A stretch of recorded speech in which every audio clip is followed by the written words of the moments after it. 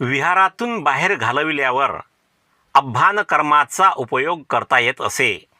आभ्यान कर्म म्हणजे संघाचे रद्द केलेले सभासदत्व परत देणे. आभ्यान कर्म या शब्दाचा अर्थ काय? आभ्यान म्हणजे पुन्हा प्रवेश किंवा पुनर्स्थापना. आभ्यान कर्म म्हणजे भिक्खूला संघात पुन्हा स्वीकारण्याचा अधिकृत विधी.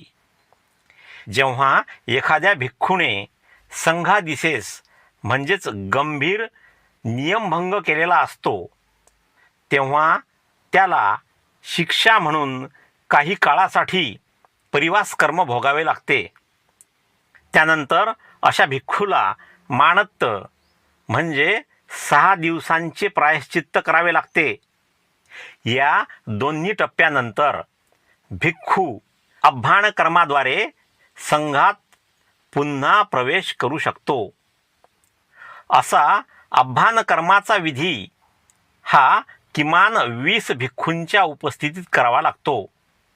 आभ्यान कर्म हे चतुर्थकम्म वाचा म्हणजेच 4 वेळा प्रस्ताव वाचन अशा पद्धतीने केले जाते. या विधीनंतर भिक्खूचे सर्व अपराध शुद्ध मानले जातात आणि तो पूर्णपणे संघाचा सदस्य बनतो. आभ्यान कर्म हे भगवान बुद्धांच्या करुणा आणि सुधारणेच्या तत्वाचे प्रतीक आहे. चूक झाली तरी प्रायश्चितानंतर पुनर्स्थापनेची संधी भिक्खूला दिली जाते.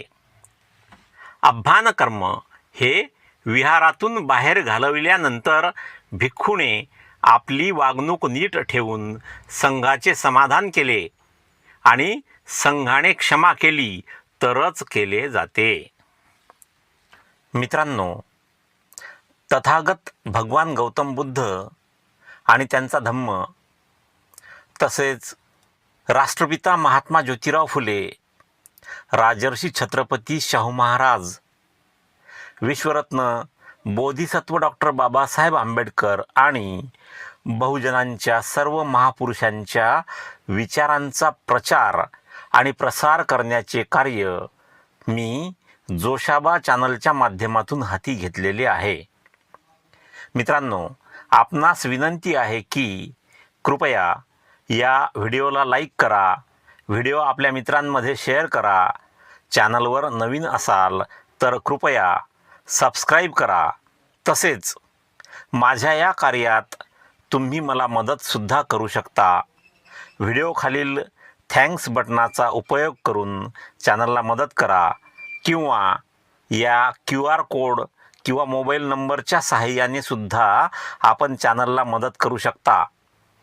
धन्यवाद. जय भीम. भेटूया पुढील व्हिडिओमध्ये.